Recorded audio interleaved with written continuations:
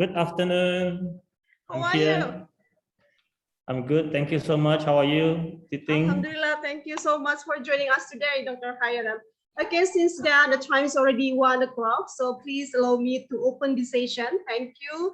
Bismillahirrahmanirrahim. Assalamualaikum warahmatullahi wabarakatuh. Good afternoon and Sampurasun. Dr. Hiram, Sampurasun is like local greeting. Maybe you ever heard when you came to Bandung last time. Oh, first time. Okay. Good to learn. Yeah, dear guests, ladies and gentlemen, today is 25th of March 2022. We are going to have the 12th session, STIEPAR-Eurasia International Short Course. The event is held by STIEPAR-Eurasia Bandung in partnership with Eurasia Foundation Japan, starting from 15th of February until 12th of April 2022. In this occasion, I would like to welcome our distinguished guest, the head of STIEPAR-Eurasia Bandung, Professor Dr. Nok Mariani. Welcome, Ibu.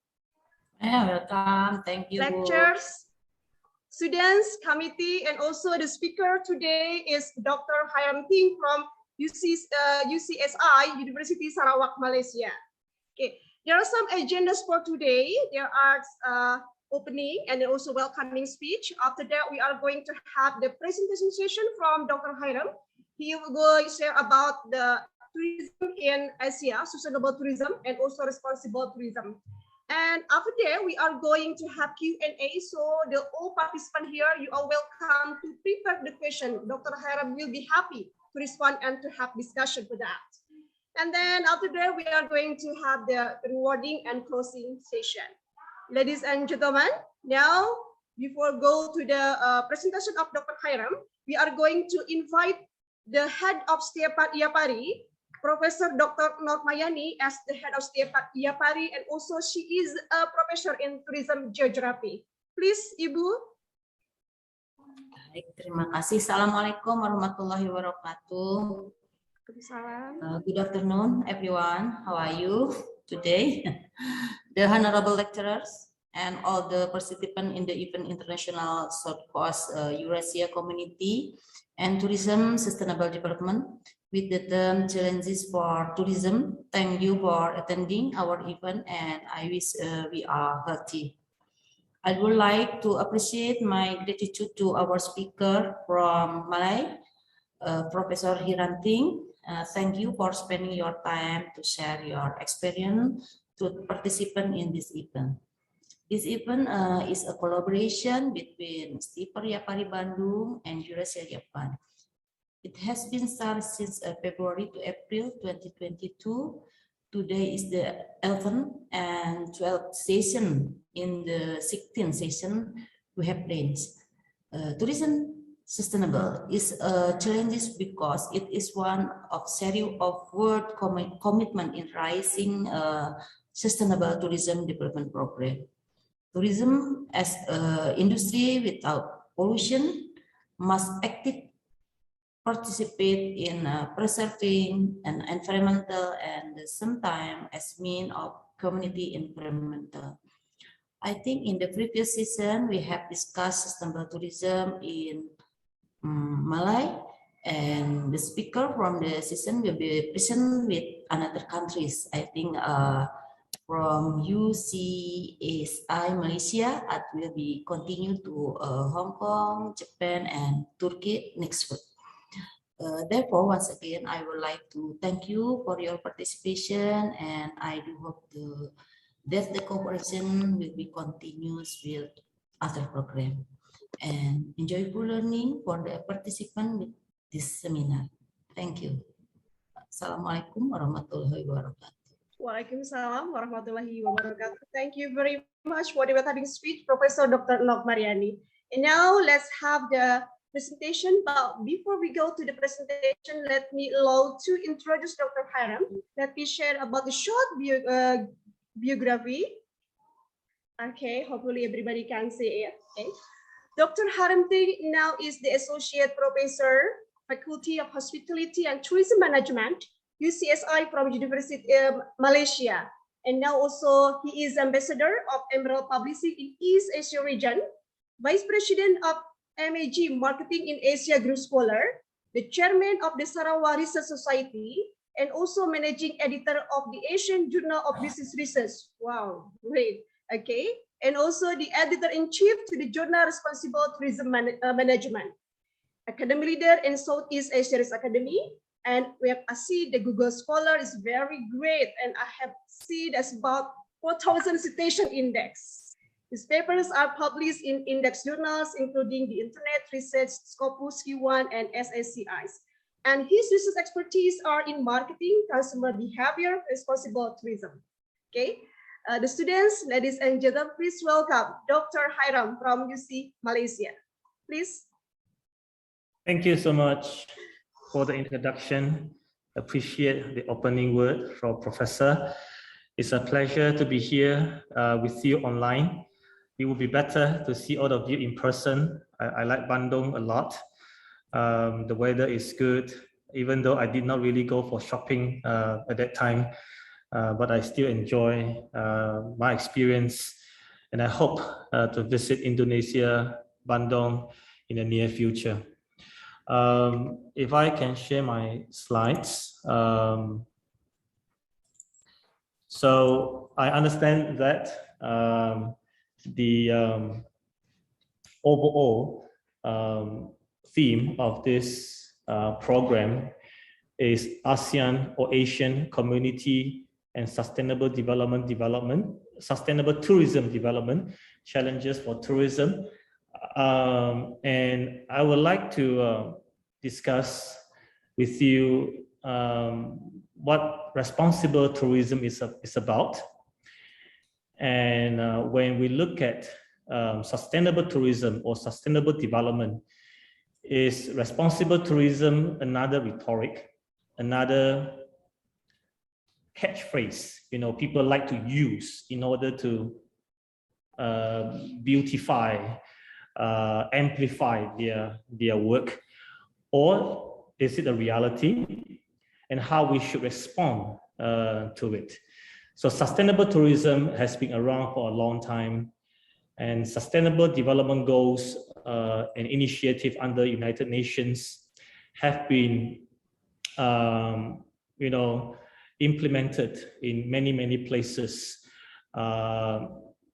And we would like to look into sustainable development goals or sustainable development practices through the lens of responsible tourism, especially in the wake of COVID-19, because the pandemic, this crisis affects almost everything, basically. So before that, again, my gratitude to STIEPAR for giving me the opportunity to take part in this event. I'm very bad at controlling my time, so it's 2 o'clock in Malaysia. I will try to finish everything within an hour. I would love to respond to your questions in any way possible. So let me begin. Now, as I mentioned earlier, sustainable tourism is not a new thing to us.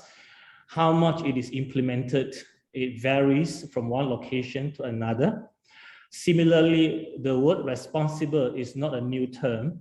Example, if you look at the slide, One Planet Vision for a Responsible Recovery of the Tourism Sector, Sustainable Recovery of Tourism in Protected Areas from the COVID-19 Pandemic.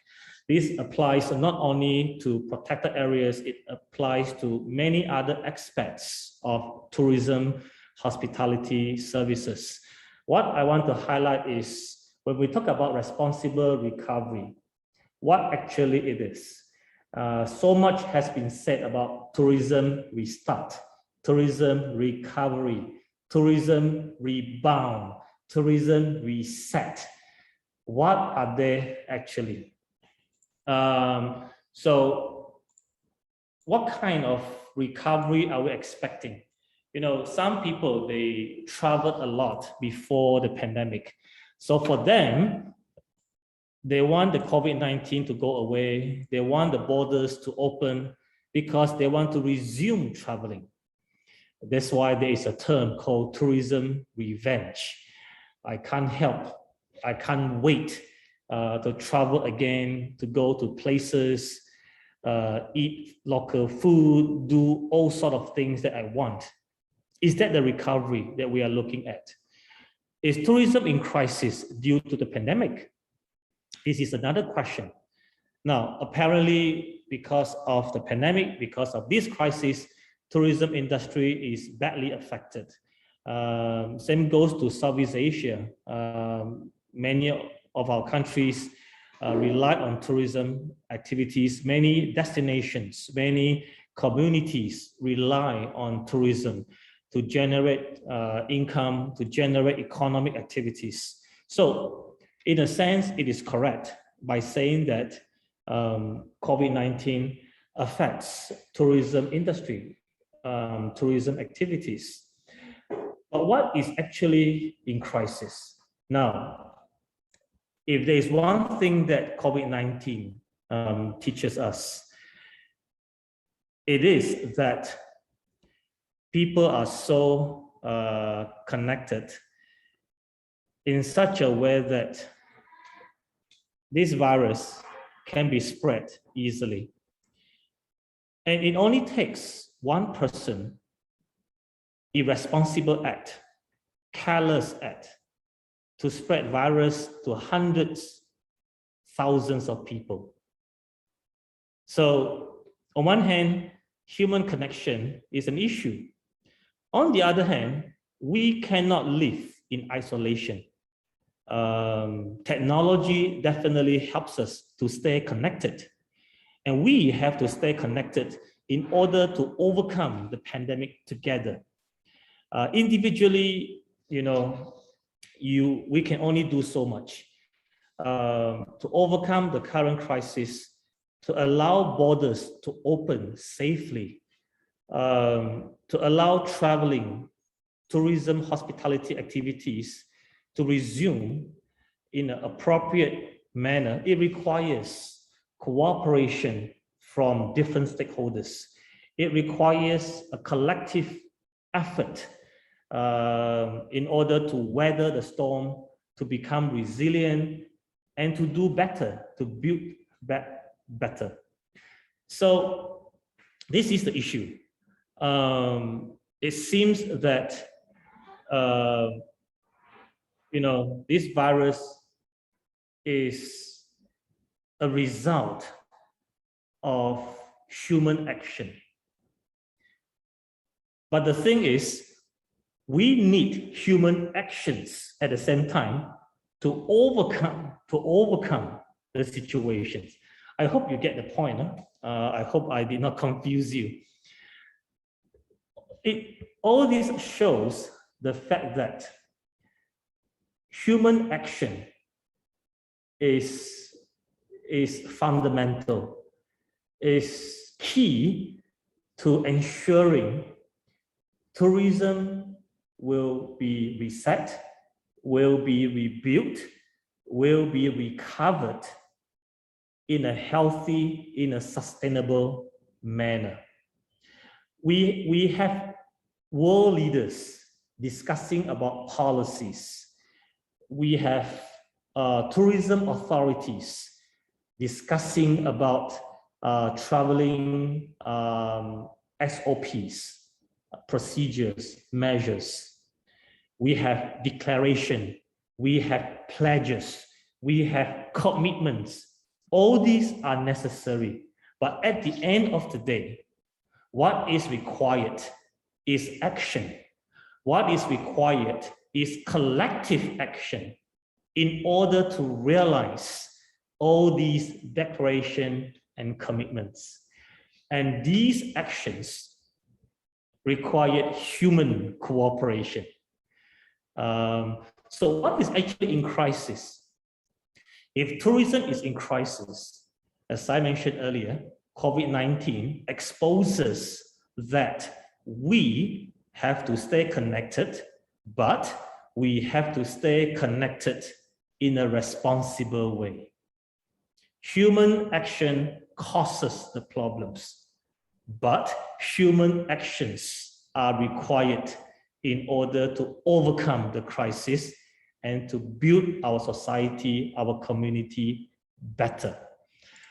So with that said, as the backdrop, I would like to spend some time discussing with you what responsible tourism is about and why responsible tourism is not sustainable tourism, but it is related to sustainable tourism, and it is necessary to make tourism sustainable in Asia, in Southeast Asia.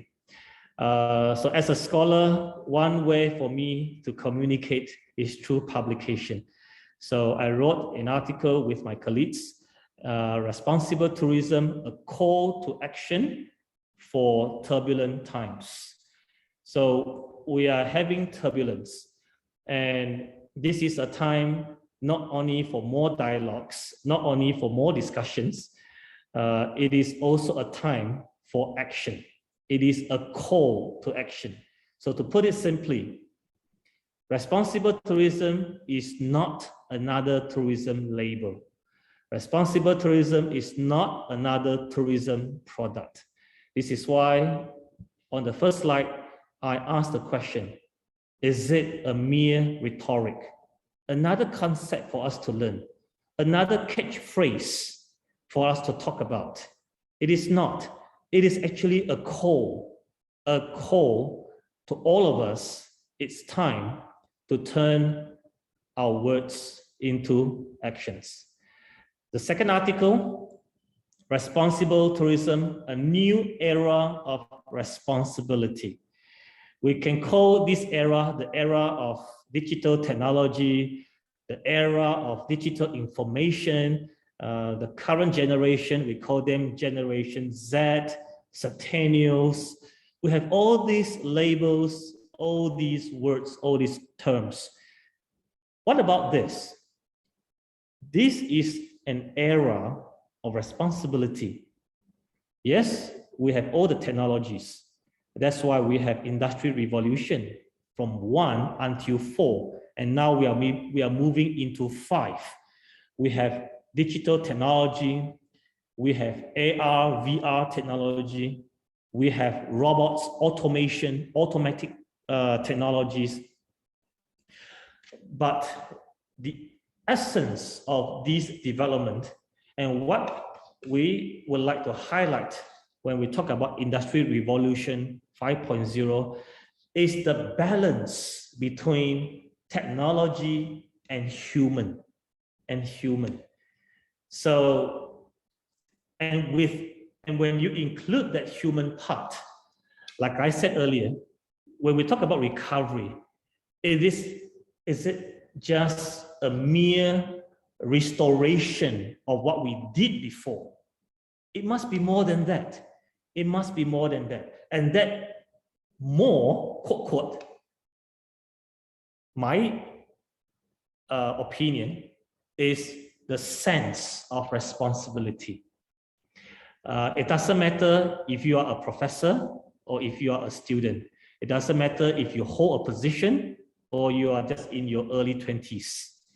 It is something which every individual can do. Responsibility is not about age. Yes, you can be 50 years old, you can be 15 years old, but we can all learn to be responsible. This is the era of responsibility. We continue travel, we continue do certain things that we did before, but if we do it with responsibility, this is what will sustain the industry, including tourism industry. Moving on to the next article, responsibility, responsible tourism, and our response. So basically, the highlight here is our response. It's time for us to respond to what we know, what we learn, consider the environment that we have, consider the context that we have. What can we do? Even though it is something minor, even though our effort is little, it is never insignificant. I always like a quote. I forget where it is from, but anyway, I get it from Google.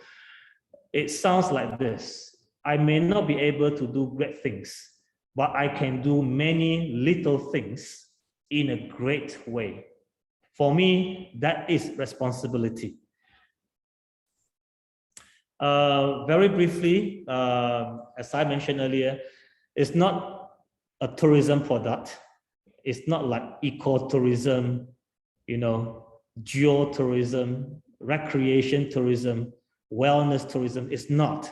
It is a call, and it is an urgent call. And it requires us to understand local cultures, history, and social issues when we travel. So tourism, if you use one word to describe what it is, I remember I was asked the same question. I was not the only one, but there are a number of people. If you use one word to describe tourism, if you use one word to describe traveling, what would it be? You know, some people talk about visiting, some people talk about experience. You know, it's all good. I agree with them entirely. As far as I'm concerned, the most, you know, the strongest word that I have is connection, connecting. So next time when you travel, do you travel merely to visit, or you travel to connect? If you travel to connect, then you will be interested to learn about local history, local culture. You will take opportunities to talk to local people, to make friends with them. Even before you travel, you already do some background search about the places, the destinations that you will visit. Because the more you learn about it, the more you appreciate when you are there in person and you know what to look at. Yes, you can take selfie, nothing wrong with it. And you like to find selfie spots that will generate hundreds of likes. You know, you can do that, nothing wrong with it. But if you know the place, you would spend your time more judiciously, you know, to look at things, to learn things about the place, about the people. So that is the sense of responsibility that we are talking about. And Professor Godwin, who is dubbed as the father of responsible tourism, comes up with this statement, and I like it a lot.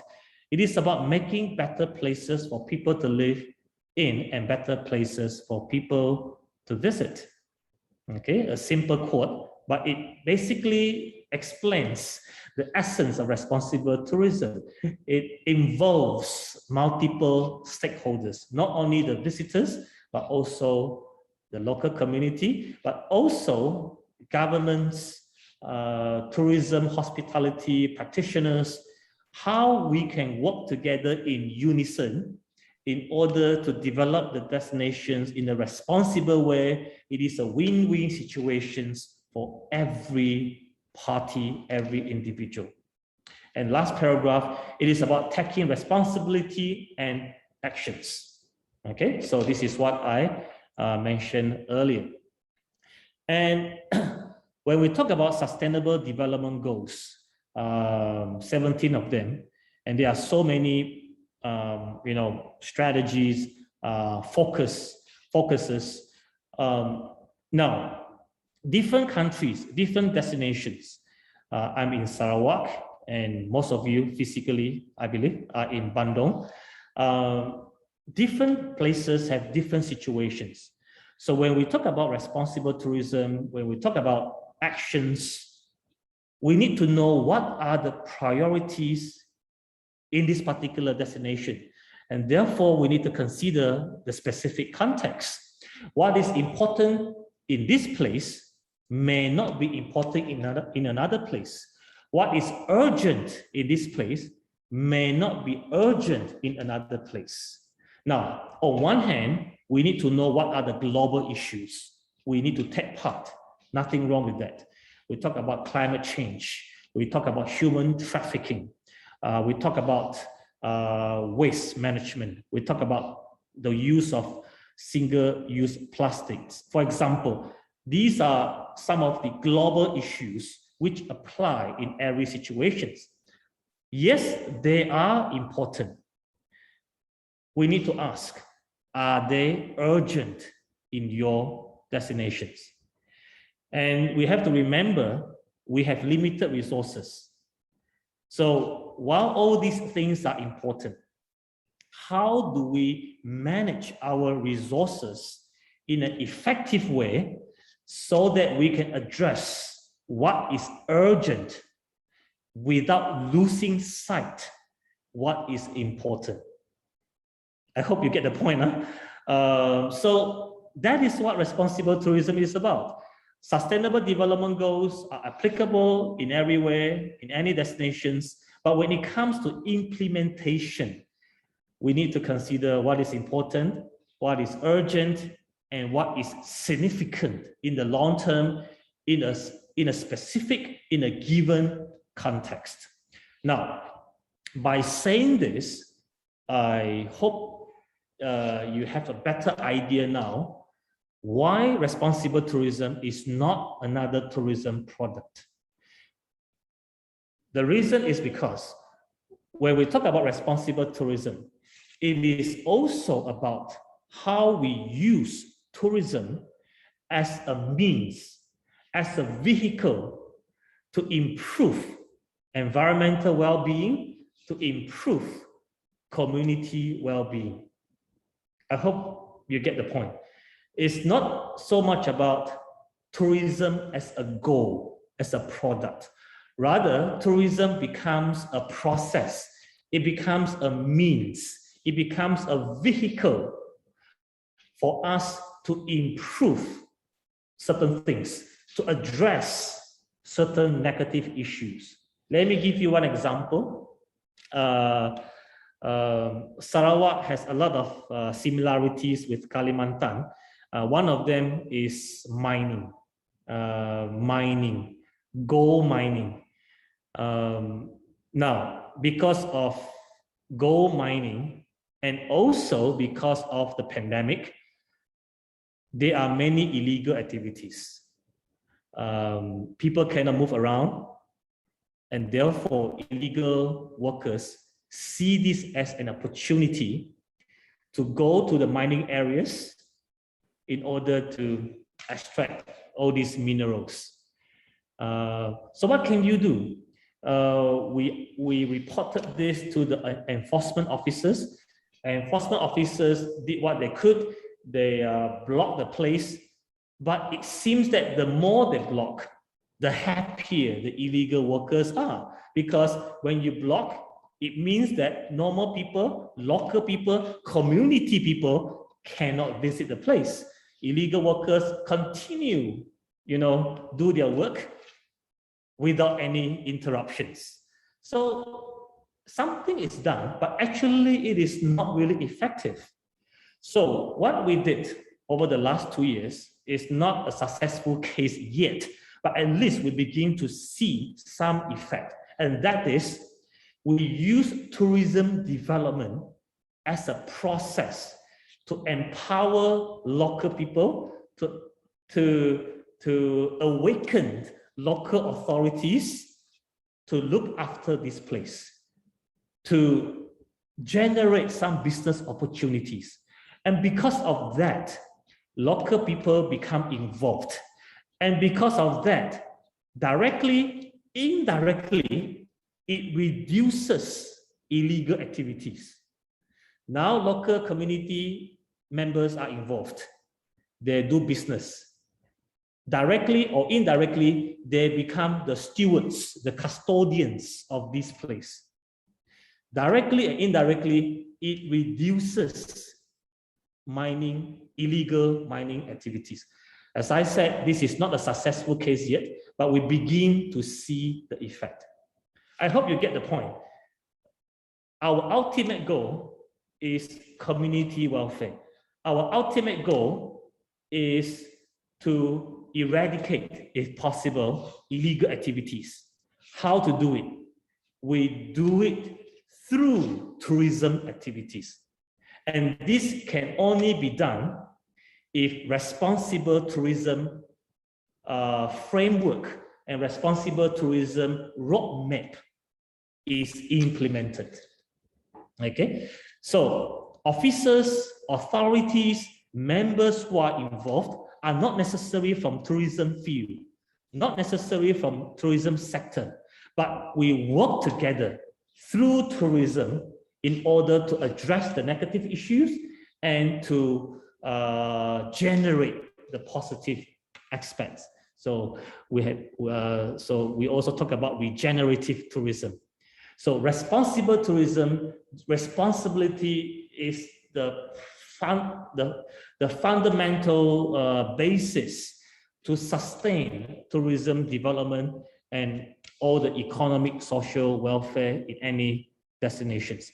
And because of that, again, if you look at the second statement, when human actions are required, when human cooperation is required, trust and respect are absolutely necessary.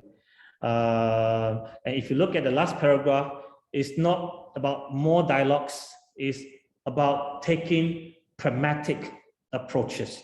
Not every approach works, and therefore we must know what are the priorities. We need to design our implementation to suit the given context. Okay, I hope you have some ideas what responsible tourism is about. Oh, my apology, another slide. I will skip the first part because it's more about the theoretical development of responsibility. But if you look at the second paragraph, especially the highlighted part, it needs to be supported by a tourism framework that is community-centered to redefine and reorient tourism in a manner that upholds the rights and interests of local communities and residents. So later on in my presentation, I will give you practical examples. I don't want to give you too much conceptual lecture, but examples highlighting why responsible tourism is very much about community orientation. Last paragraph is about education and training.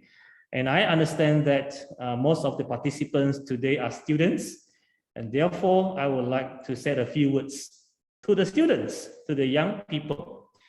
It's never too early, it's never too young to be responsible, to be accountable. And it begins with you right now, right away. The sense of responsibility must be developed.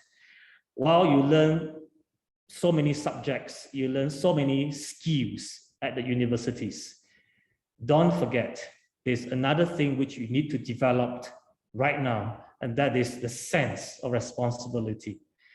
I don't know if there is a subject on this.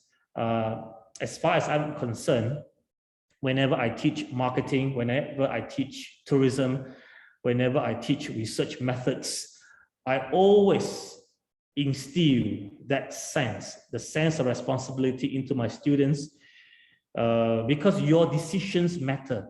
The way you make decisions, the way you consider things, the way you think, the way you handle your emotion, the way you work with your group members, the way you resolve conflicts, the way you communicate with your fellow classmates from different backgrounds.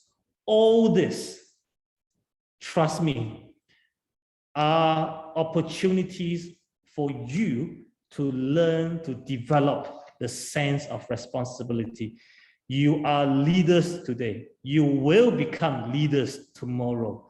We need leaders with mindful growth mindset to make rational decisions, to make decisions for the best interests of the citizens of the community.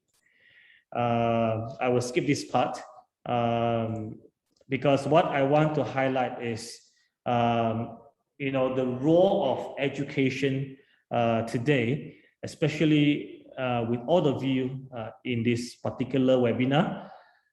As I mentioned earlier, tourism connects people.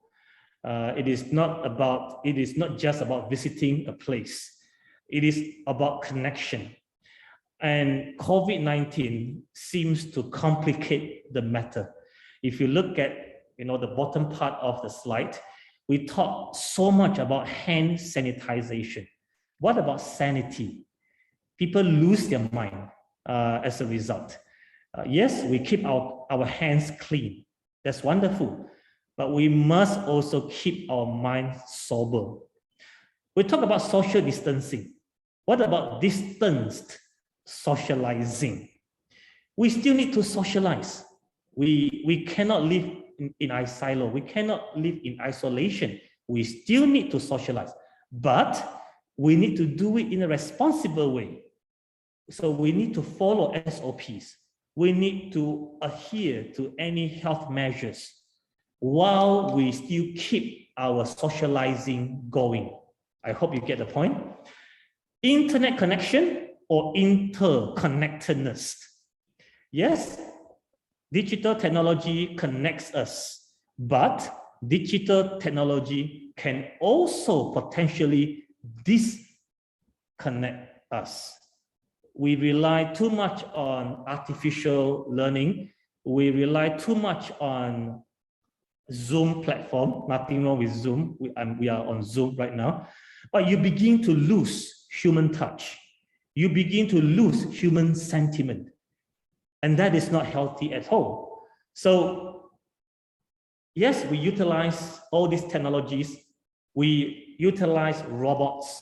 We utilize automations. But in tourism, in hospitality, human connectivity still plays a significant role and more important role, I would say, despite the advancement of technology. Last point, movement control order, MCO, or more collaborations opportunities. Even though we want COVID-19 to be away, we don't want COVID-19 to persist. On the other hand, crisis always breeds opportunities. Crisis always breeds innovation. And let me add this, crisis also breeds responsibility. So for many of us, we see opportunity. For many of us, we see innovation. And hopefully, for many of us, if not all, we see the importance of responsibility. I don't want to elaborate this, but during her speech, I really like her talk. She is the Prime Minister of Barbados. But if you look at the highlighted part, you can have the script. I think I provide the link of the full transcript. It is the lives and it is the living of our people. Okay, and we have been listening to speeches after speeches, so much talk, so much dialogues. At the end of the day, the last paragraph, what is clearly required now is a behavioral change. It's about taking action. It's about the will or the political will to collaborate, to cooperate. That requires us to put aside our self-interest in order to work together for a common goal. I know, easy said than done, but can you find another solution? If we get rid of the current crisis, God forbid, don't be surprised, because of our irresponsible action, we cause another crisis. It could be more deadly. Again, we don't want that to happen. Oops. Recently, she gave another speech at COP26 about climate change. The resolve and ambition that is solely needed to save lives and to save our planet. I hope our young people, our students today, we are not too young to make such a strong resolve that enough is enough, and we need to do something within our capacity. We may not be able to save our planet today, but we can definitely do something for our family, for our neighborhood. And that sense of responsibility will grow in you, will become stronger and stronger. That core in you eventually becomes your mission, even your destiny to do what is right for your society, your community. Leaders today, not leaders in 2030, 2050, need to put their acts together to make things happen.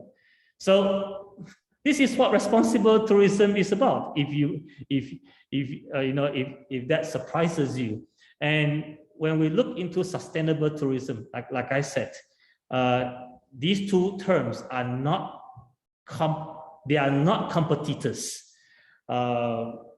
Rather, it emphasizes the fundamental issue, and that fundamental issue concerns our behavioral change, our will to take action, our will to cooperate with other stakeholders in order to realize what has been said into practical approaches to make things happen. Okay, so as I mentioned earlier, all of you are leaders today, future leaders.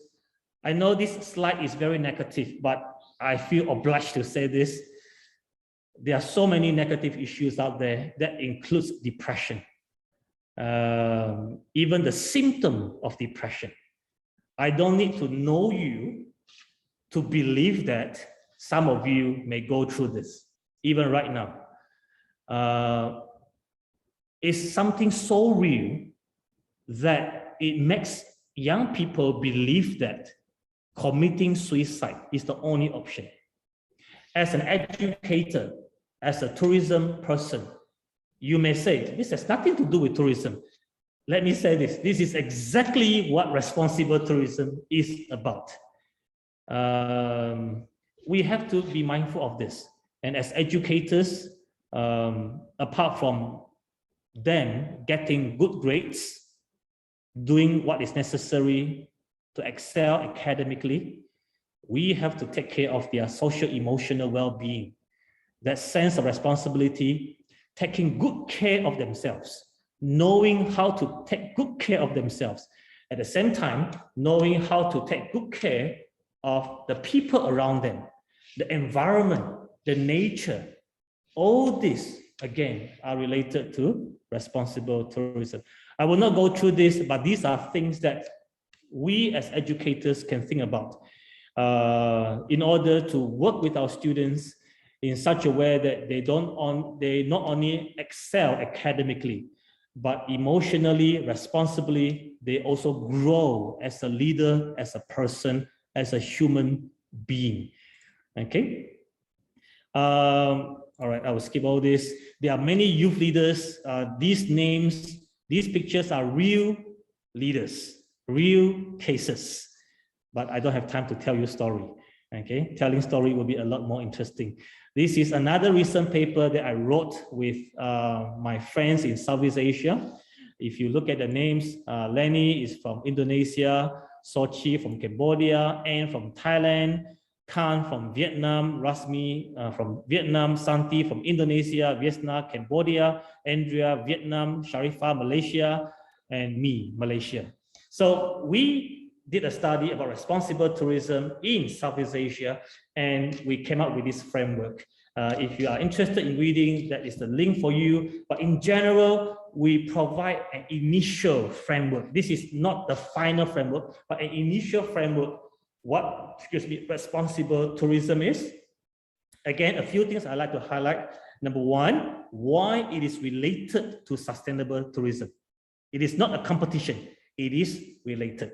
That's why you see economic growth, social cultural development, and environmental well-being. It's related, they are related.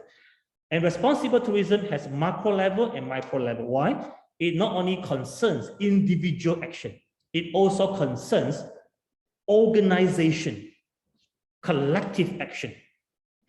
And if you go further to the right side, what we need to identify who the stakeholders are, because it requires cooperation. Also, it requires us to identify what are the priorities. Remember the 3 words I mentioned earlier? Number 1, what is important? Number 2, what is urgent? Number 3, what is significant? What is important? How much? What is urgent? How soon? What is significant? How long? I hope you get the point. Huh? So this is something that we consider in order to decide, while we have the world view of global issues, we want to make sure, given our limited resources, what we should do first, what we should do second. Okay, and if you look at the bottom of the framework, these are the foundations that you cannot ignore. Respect, trust, cooperation, value co-creation, community orientation, which I will talk about at the end of my presentation, effective communication, and finally, adaptation to the contemporary setting, the dynamism of our environment, as well as innovation to persist and to see things through. So I will end my presentation with an example in Sarawak. This project started when pandemic started. I don't want to say it is a blessing in disguise, but you know, as I mentioned earlier, crisis breeds opportunities, innovation, and responsibility. So we work with the Ministry of Tourism and other tourism authorities and stakeholders in some rural areas, suburb areas, and we call this project Green and Go Experiential Tourism. Green refers to nature, Go refers to culture. And this is a place where it is blessed with nature. It is also a place with gold mining activities. So we use these 2 words to figuratively, you know, portray. Yes, we have the outward green, we have the outward gold, but intrinsically, in a more profound way, the nature, the culture, the history of this place is something that we need to preserve. Yes, tourism is the product. Yes, tourism is a goal. At the same time, tourism is a process for us to do something with the local community. So we do this project, it is still ongoing, and we also write papers. Not only they are published in journal articles, they are also published in newspapers. The reason why we do that is because we use newspapers to purposely communicate our message in order to generate awareness to the public, number 1. Number 2, to purposely put pressure on authorities. And it works. And it works. We purposely use newspapers to communicate our message, to put pressure on authorities to take action. Listen to our call. Listen to the voice of the community, and let us find a time to sit down and talk. So it works, and we continue to do that. But anyway, for this particular project, for responsible tourism to work, community orientation is a must. It's a must. And for that, we come up with this framework. There are 6 aspects. Number 1, we have to, my apology, this point is not revised. If you look at the diagram, number 1 is about communication with the community leaders and the community members. So we went to the place with the approved projects by the ministry. We have terms of reference. We have objectives. Yes, we have all this. But when we went to this place, we put aside all these terms, we put aside all these objectives. The first thing we do is we make friends with the local leaders. We want to listen to them first. We want to earn their trust to become friends with us. You know, when we went there, they had every right to believe that, you know, this is another group of people who only come when they have grant, who only come when they want to fulfill their KPI. After 6 months, after 1 year, they will be nowhere to be seen. You know, they have every right to believe that because it happens so many times. But we want to make sure we persist, we listen, we went there because we love them, we are interested to know them, we want to be friends with them. And when we become friends with the local leaders, it becomes a lot easier to work with local members. There are many stories I can't really go through, but Indonesia, my goodness, is a place with so much potential and so much is done. When I visited Bandung, Jakarta last time during a conference, when I heard their presentations, there are so many good case studies, good stories related to community projects. I need to learn a lot from all of you anyway. But anyway, this is what we did. And secondly, we have to work with the local authorities.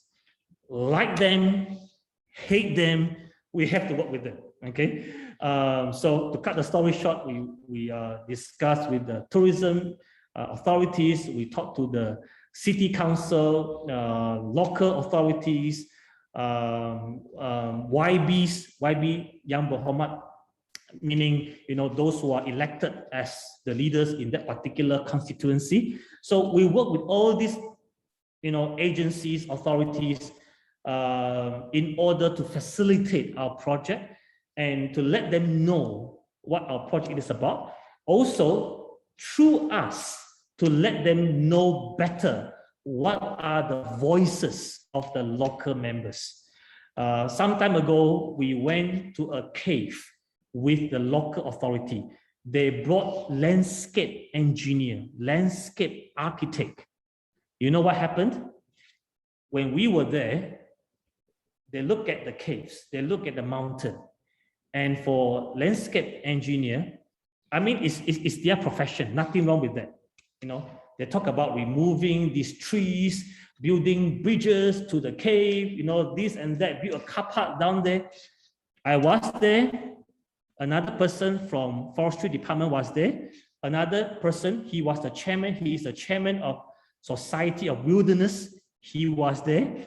3 of us were there in the discussion, trying to balance the conversation. No, you cannot do this. It will affect the ecosystem. No, you cannot do that. It will affect this and that. So you cannot build car park here, and you should do this. What are the alternatives? So a lot of discussions. It is in such a, you know, coordinated, I would say, situation, even though it still remains to be seen what is the final, you know, design of the place. But at least we made our voice heard.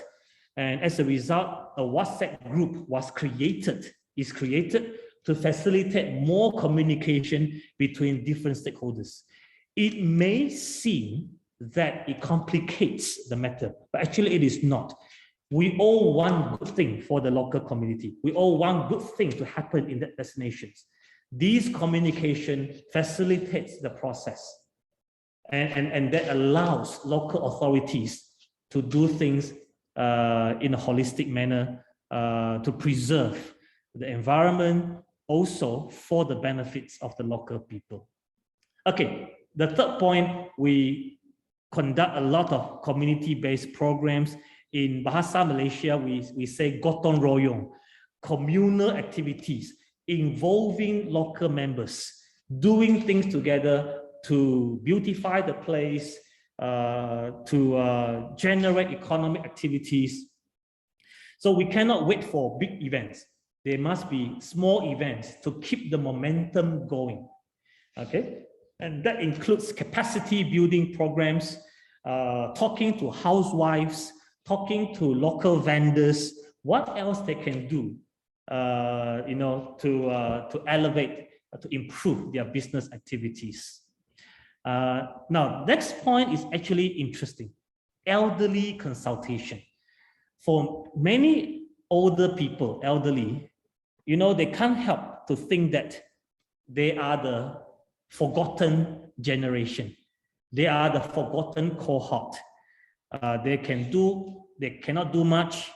You know, they just sit at home, do a bit of, you know, walking, talking to friends. I'm not saying that all elderly are the same, but in general, especially in the rural areas. So when we approached them and we told them, as far as responsible tourism is concerned, you all are national treasure. National treasure. National treasures, where do you keep? You keep them at museum. Let me tell you, where do you find them?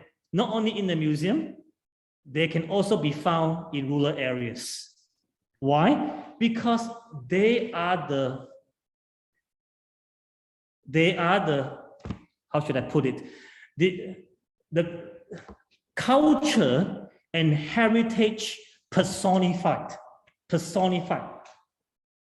You know, they express what this place is about. So we told them, you are national treasure. We want to hear from you. Please share with us your story. So they are surprised. One of them, he was even moved to tears, because how come this bunch of young people, for me, you know, even though I'm quite old, but to those people, I'm still young anyway. So he was surprised why these young people are so keen, you know, to listen to my story. So we recorded, we wrote articles, we preserved all this. Of course, we need to verify all these facts and figures. But this approach, you know, rejuvenates all these elderly, and we get so much inputs from these people. So this is something that we will continually do. Of course, more can be done later, but I will only say so much for the time being. Next one, I think this does not need any introduction. Women empowerment. Okay, to keep it short and brief, we contacted housewives to identify their skills, what they do. We contacted female vendors, you know, selling things, doing things in the open market. So, and we organize programs to empower them. We use social media to promote their products, their services, in order to generate more interest among residents, not only in that particular area, but also in other surrounding cities and towns. Okay, so this is again another ongoing thing. Lastly, education. Again, something which I mentioned earlier. School engagement. We work with education department. We approach headmasters, principals. We work with teachers, and we hope we will work with parents soon.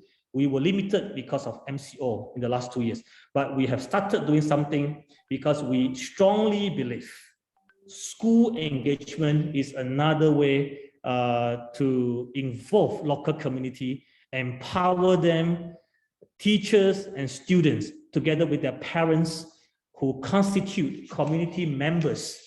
These are very much the focus of responsible tourism when we develop these rural areas. Okay, so I hope I give you some ideas. We conducted some activities with schools, and we introduced them what responsible tourism is about. And we, you know, in our last meeting was in January or February, I can't remember, last month, could be last month, where we organized a forum. We came together with approval from the Education Department, Sarawak, to conduct dialogues, how we can work together. They told us about their landscape at school. And we told them we would work with them to beautify, to work on the landscape. But at the same time, how we can introduce responsible tourism to them, because there is one particular school. It is by the roadside and it is not far from a scenic place. It is not far from a scenic place. So this school is not only a school, it can also become an attraction. And they are actually community members who can become custodians, stewards of this particular area. So on one hand, we rely on authorities to take care of this place. On the other hand, we need local members. So these teachers, students are very much involved, will be involved in all these projects.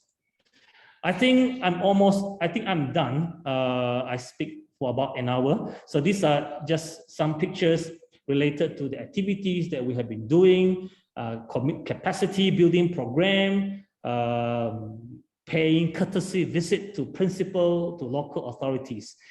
And we developed some icons, if you can see on the left side, based on this project. What are the responsible behavior that we should look into?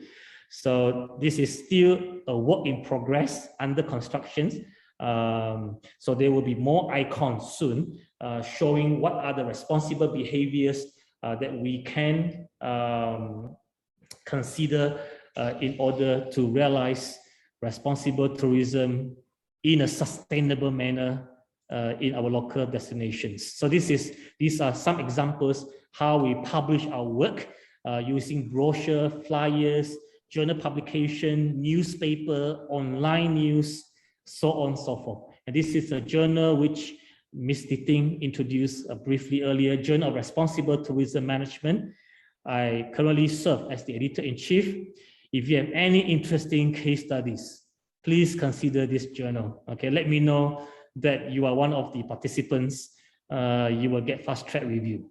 Okay, we organize a lot of international conferences, webinars. We also arrange programs for students, for young people in Southeast Asia. So in the future, if you would like to join one of them, again, just let me know, or let the organizer know.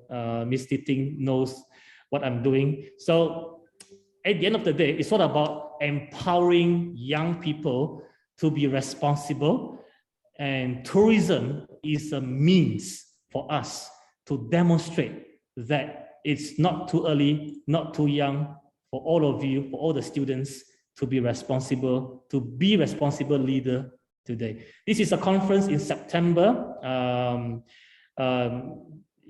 Well, I welcome all of you to join either physically or online.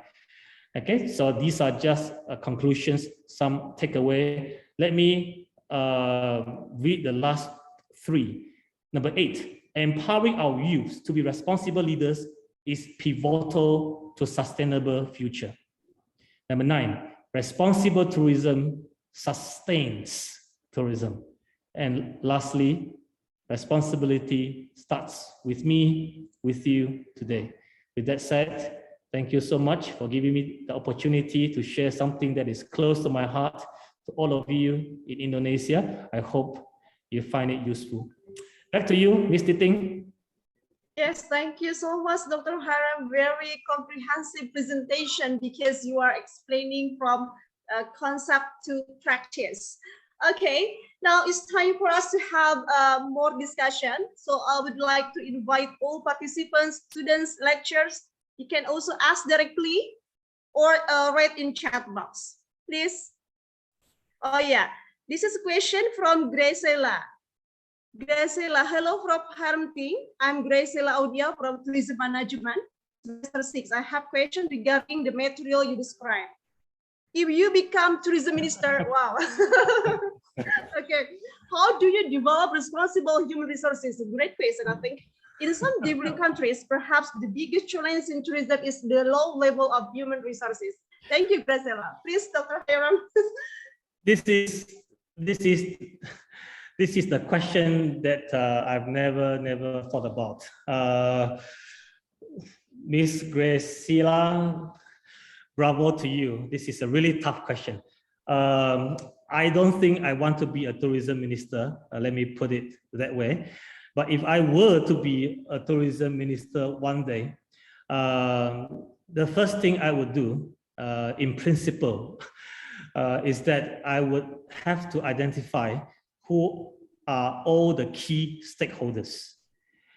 And I must arrange within the power, the authority that is given to me to facilitate dialogues, to facilitate discussions with all these stakeholders in order to come up with frameworks, roadmaps that are useful, that are feasible, that are workable.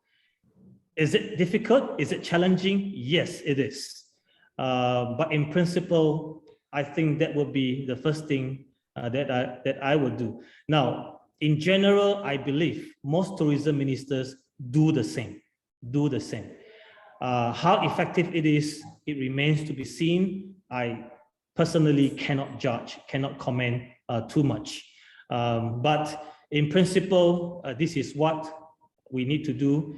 And if we look at the forums, the summits by all the leaders today, including those in the tourism industry, we still feel that in terms of actions, a lot needs to be done to intensify, to ratify.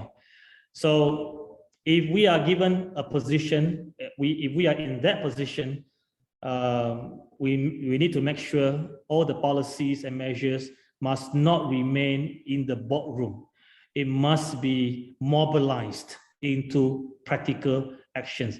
And as a minister, I think he or she or me need to make sure that has to happen as well. Back to you, Titing. Okay, thank you. Thank you, Graciela. Okay, one day after you graduate from STIEPAR, will be the tourism minister. Yes. Okay, I saw Fahmi raise hand. Please, Fahmi, do you okay, are you going to ask directly, please? Fahmi Ardiansah, yes. Can you hear my voice clearly? Yes, Fahmi. I can hear your voice, please. Okay, thank you for the opportunity. My name is Fahmi Ardiansah. I would like to that's your experience. How do you apply the concept of sustainable tourism if the people in the environment or that area don't know about sustainable or tourism itself? And and not about that, it's also about how do you make and move them to act and have responsibility about that. Thank you. Thank you, Fahmi, for the question. If I understood you correctly, I think my response to you is related to the first question from Graciela, especially the last part of the question. And it is also related to my presentation earlier. When you work with local community, and the members may not really know about sustainable tourism. They may not know much about how tourism can generate economic activities, how it can be used for social development, for environmental well-being. What they care about is their survival. Who cares about protecting animals? All they need to do is to survive first. They may not have, well, they have indigenous knowledge, which is really, really precious, but they may not have that holistic approach to preserve certain cultural heritage. I would say this, talk to the community leaders, so communication is important, and we have to begin with the community leaders, and gradually it expands to more community members. And many times when we go to the community, we like to tell them what we have prepared before listening to their issues, before understanding the context. So preliminary work needs to be done to understand the issues, to understand the context better before we implement anything. And also, as I mentioned earlier, communicate with the community leaders, because we need them to work with us before we can organize any capacity building program, before we can capitalize limited human resources in the area. You don't have to do something big if the resources are limited. Do something small, but do it in a significant way. So that actually provides opportunities for every individual. You don't need to go to a place with a big funding. If government gives you a big funding to do something, wonderful, okay? If you have nothing, you are an NGO, okay? You are a socialist, you are a volunteer. It is also possible for you to do things with limited resources, limited human resources. Work with the local community, work with the community leaders, listen to them first, communicate with them. Don't be surprised. I am surprised and amazed every time, because there will always be something that I can learn from them.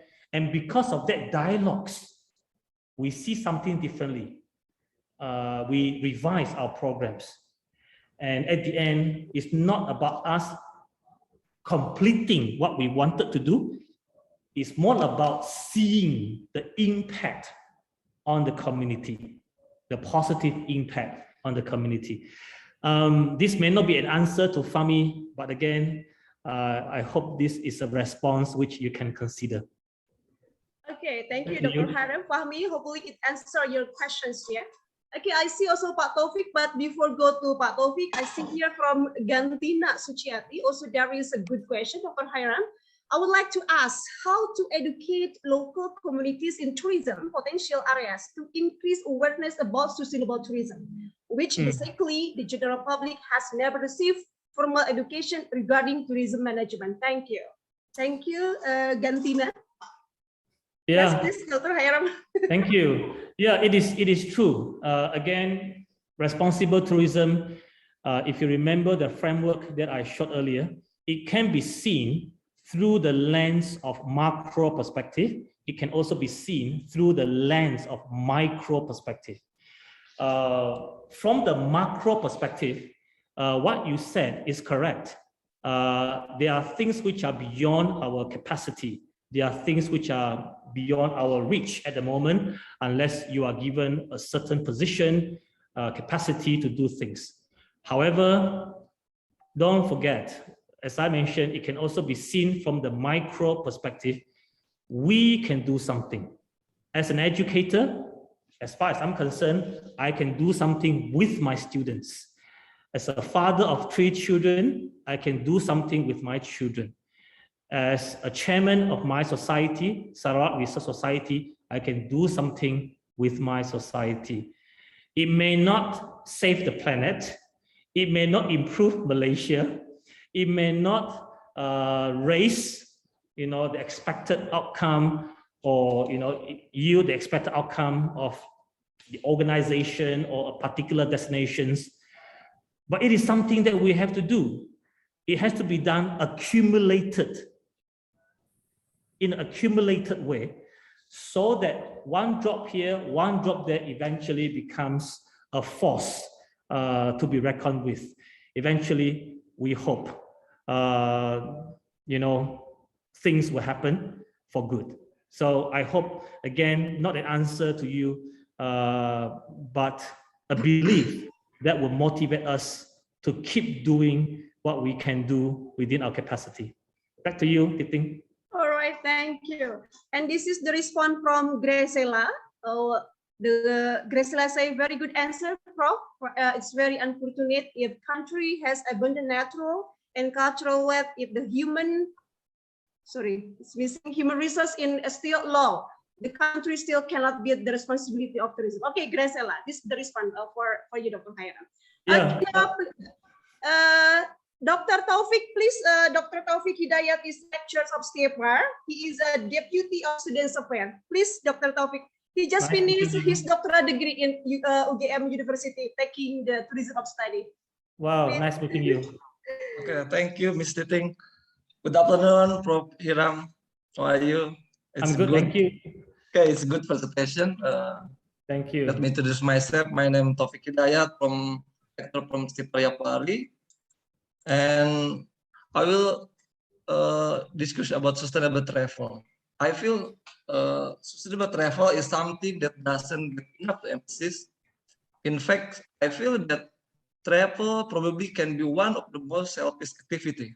If we are not aware of our action, the amount of carbon footprint left by tourists at the beach, mountain trail, or even popular city is sometimes far more produced by local. It has led to the complete collapse of ecological system. The question is how to best practice sustainable travel on holiday journey. Okay, thank you. Thank you, Taufik. I believe if we Google search for answers, you will get multiple answers, and different people have different views. But for this particular webinar, if I may emphasize on one point, I am a firm believer of education. I don't know how I can change the behavior of seasoned tourists, those who have been traveling for many years. They do things, in a way that it is already their routine. It's difficult to change, but I believe that through a more holistic education system, we can educate, inculcate our young people today what responsibility is, how they can conduct themselves as responsible tourists, as responsible travelers, responsible youth leader, why their decision matters, why their action matters. They will become leaders in the future. Not only they will be responsible to themselves, they will also be responsible to their decisions, which may affect hundreds and thousands of people.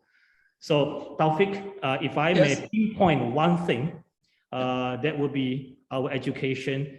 Apart from teaching them ecotourism, all the different tourism, we should also, dedicate ourselves to teaching them how to be responsible, how to be mindful, in order to sustain our tourism future. Okay, thank you. Thank you, Prof. Thank you. Pak Taufik, is it answering your questions? Yes. I don't dare to answer the questions because the question is actually quite huge. It's a really good question, and I would just like to pinpoint just one point for the time being. Well, thank you. And here there is question from Pak Gusti Abdullah Japar, but I'm trying to understand about this question. Maybe he asked about your perspective, Dr. Hiram, about tourism, sustainable tourism in Indonesia. What should be the priority? Like you said, Indonesia has very big potential, natural culture. What do you think? Titing, I need to attend your class and then more webinars in Indonesia to learn about Indonesia.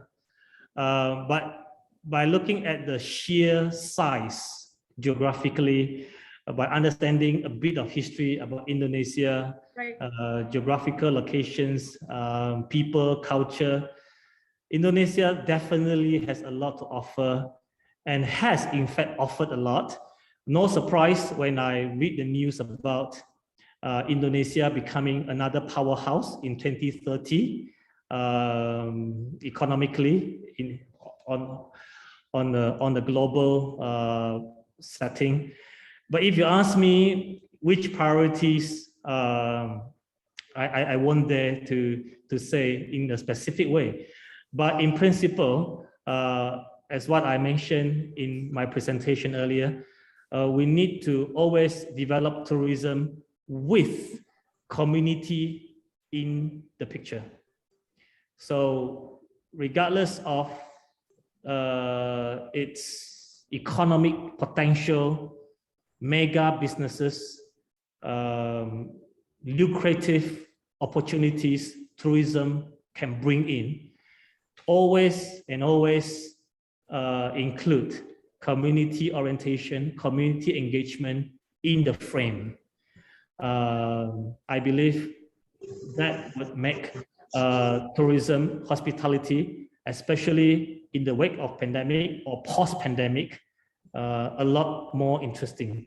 People are becoming more and more conscious about sustainable issues. And in Southeast Asia, in Indonesia, we want to keep our identity.